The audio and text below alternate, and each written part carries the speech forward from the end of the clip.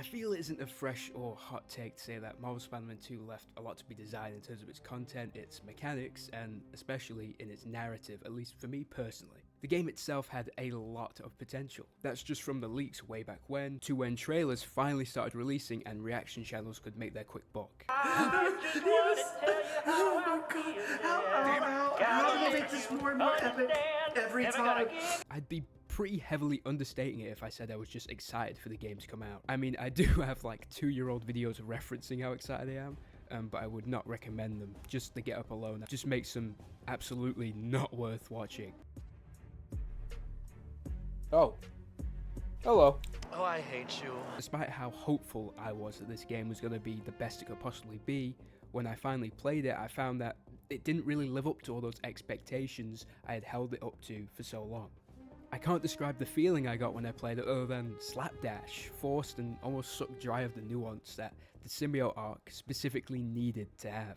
And for a long time I felt just confused, because I truly do enjoy the game. It fulfills the fantasy of being in this world better than any game before it for me. I understand there's a lot of older Spider-Man games that people would argue are better, but I feel like they tend to get one aspect of the experience perfect and then everything else falls on the wayside. Whereas I feel as with Marvel Spider-Man 2, it kind of just gets everything at a perfect midpoint where everything's kind of okay. But to put it simply, I knew that the game wasn't all it was cracked up to be and all that the internet wanted it and even didn't want it to be. And it wasn't until a while after I played through it that I decided to start digging into what was actually wrong with the game. Supposedly wrong anyway. I checked out a couple of reviews, yes, even IGN's, some critiques, and even interviews with developers discussing the game itself. And whilst I was doing all of this, I was waiting patiently for the DLC that had been all but confirmed to release, hoping it would improve and possibly save the game.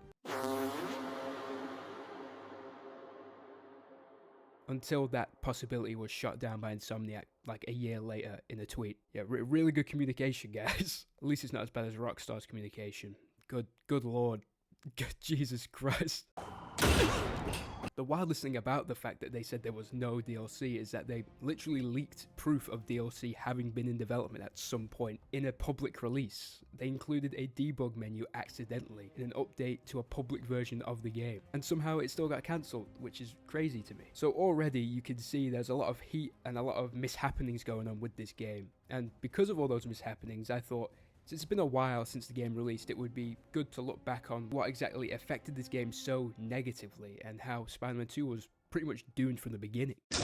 Surf the web, surf the web. Insomniac's first foray into the Spider-Man universe with Marvel Spider-Man in 2018 was a smash hit, and demand for a sequel to the game was almost immediate, even being in discussion before the first game even properly released publicly. Insomniac had built a solid foundation, mechanically and narratively. Even if the game had problems and some big issues, there was a big chance to fix, build and improve on all these things in a further sequel. And so pretty quickly, work began on a spin-off based on Miles Morales, telling his story in this version of this universe. The spin-off was done for a couple of reasons, most notably due to the narrative they were going to push Marvel Spider-Man 2 to run with. Trying to shoehorn in Miles' origin and story into all of that would probably prove pretty difficult and pretty detrimental to the final product. The second and much more theoretical reason is that due to how expensive developing an entirely new playable character is, Sony wanted to make the most out of it and then separate it into 2 different games. So a smaller team was used to develop Miles Morales in tandem as ideas were starting to form for the full sequel. And in the year of our Lord 2020, development of Marvel Spider-Man 2 finally started up. This also began with a much smaller team at first, as a majority of Insomniac had been working on the latest entry in the Ratchet & Clank series. So 2021 would be when real resources began to be dumped into Spider-Man 2. This meant that Insomniac had around 2 to 3 years to develop the game completely from start to finish, as the game was later released in 2023. But this is where the size and scope of the game began to become an issue. The game that the studio wanted to make would have probably required a lot more time and a hell of a lot more energy, and they simply weren't going to create the perfect version of this game and have it be the quality expected of most AAA Sony titles. A lot of these issues, among others, were discussed with Brian Intihar and Ted Price,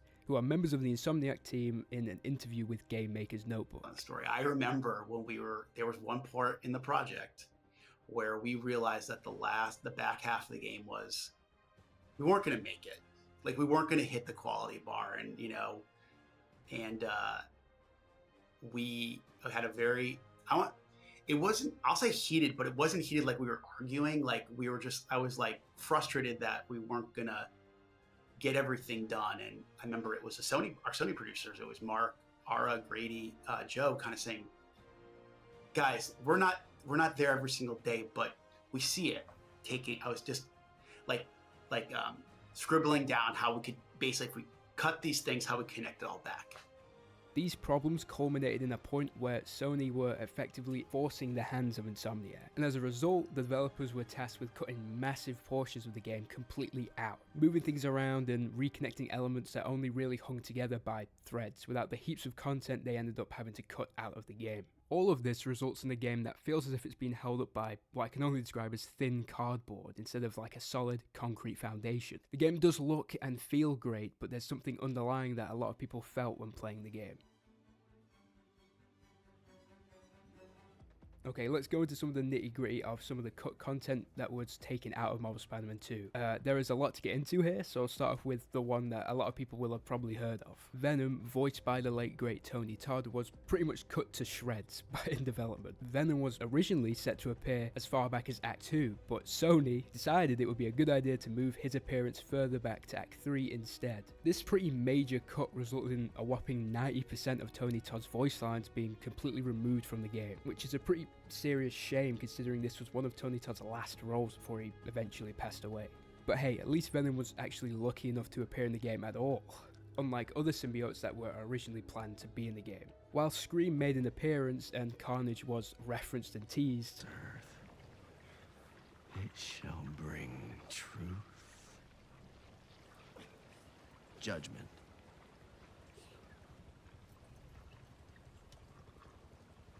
and carnage.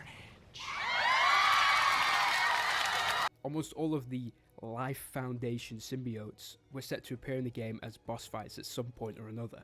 These boss fights would have included Phage, Riot, Lasher, and Agony, all of which would have appeared originally from Act 2 and onwards. This, along with the potential Carnage DLC that never came to fruition, were completely removed from the game. But these characters are lightly referenced in the various symbiote enemy types and their designs throughout Spider-Man 2.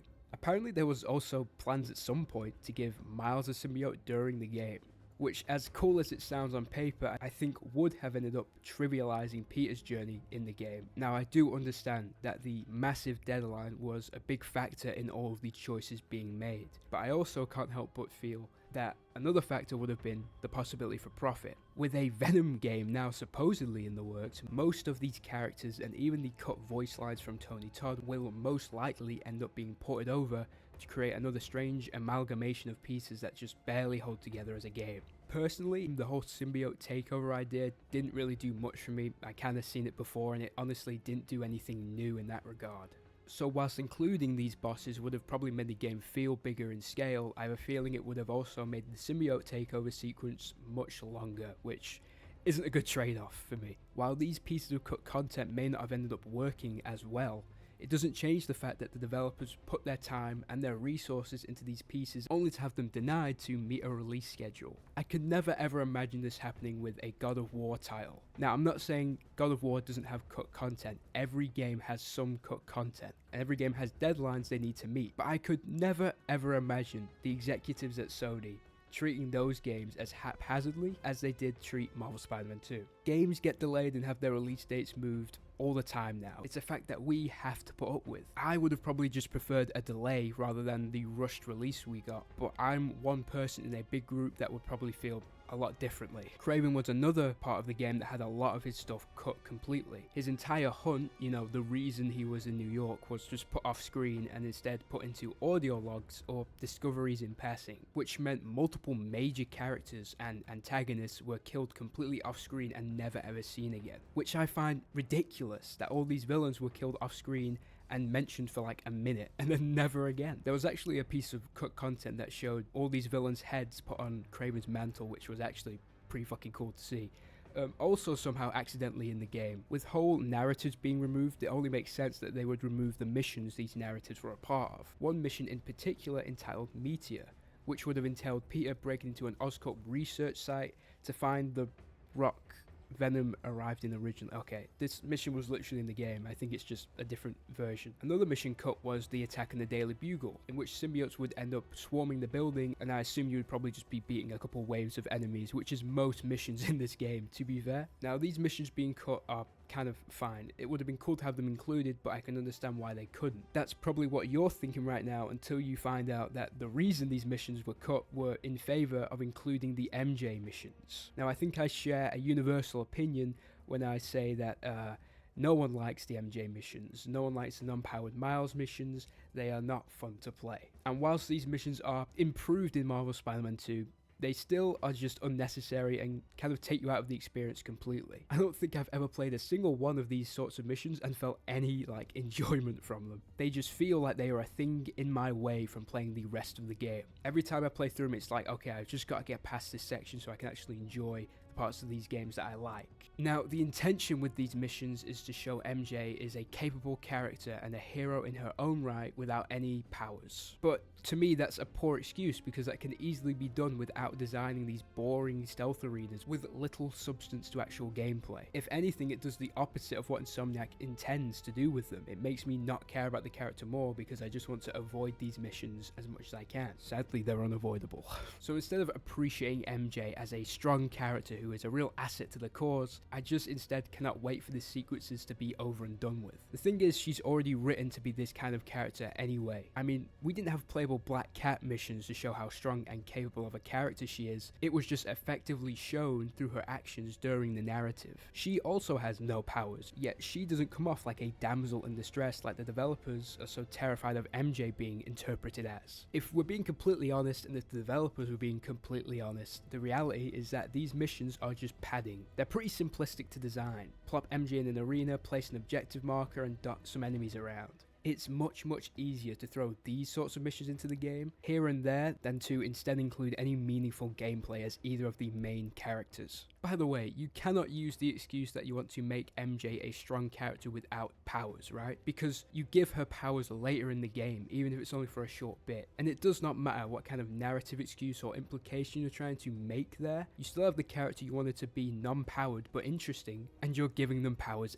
anyway. There was also some cut content for just the regular gameplay, such as the unlockable skill to do a double takedown during combat encounters. A player could do this if they had 2 full bars of focus. I think this is a pretty good idea because it would have included more variations in the takedown animations. In the game, it feels like we see a lot of the same takedowns we saw in the previous games, with 2 or 3 new ones added in here and there. This would have probably also made a lot of the more laborious and lengthy combat encounters much more palatable. I'm not too sure why exactly this would have been cut, other than either time or the fact it made combat too fast or easy. Not that the games are particularly difficult to play, but they do stretch out the combat encounters quite a bit. There were also attempts early on to include fully destructible environments, which would have made some incredible boss fights or battles across the city. All of these things were removed and changed at the behest of Sony, who quite frankly have a terrible track record when it comes to handling this character and his world. But bar a few cinematic entries, I'll give them that. The result of all this is a game that feels kind of like a jack-o'-lantern.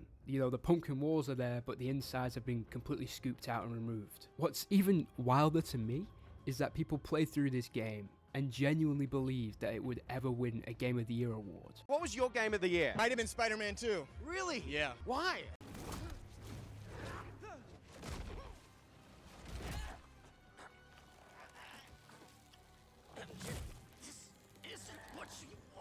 It was just amazing. Even without bringing the cut content into the equation, the game itself has a lot of issues on its own. But I still love the game, you know. I love swinging around the city and just listening to music in the background. I'll do it for hours on end, man. I enjoy a lot of the elements of this game, but that dissatisfied taste will always linger in my mouth. The fact that we waited nearly a year to hear about the DLC that they had leaked themselves, only to receive a no a year later and to find out the DLC had been cut before the game even released, leaves a bad taste in my mouth. Knowing for a fact that Sony probably caused a lot of frustration and a lot of hysteria within this development team, and knowing that it probably resulted in some awful crunch hours and serious overtime for each developer, just to make a product that Insomniac had to force themselves to be happy with in the end, does leave a bad smell in the room when you play the game. But yeah, to conclude, I just kind of felt like going through all this stuff because I thought it was interesting to hear about. There's probably a lot of information I missed and a lot that we will never ever hear about. It is a shame to look back on what could have been, but you can still appreciate what we have. Marvel Spider-Man 2 is still a super fun game, but that doesn't mean it's greater or even just great. It's one of those games that just exists, and to anyone who isn't a big Spider-Man fan, that's all it will probably ever be. Buggy Tech. I've been there.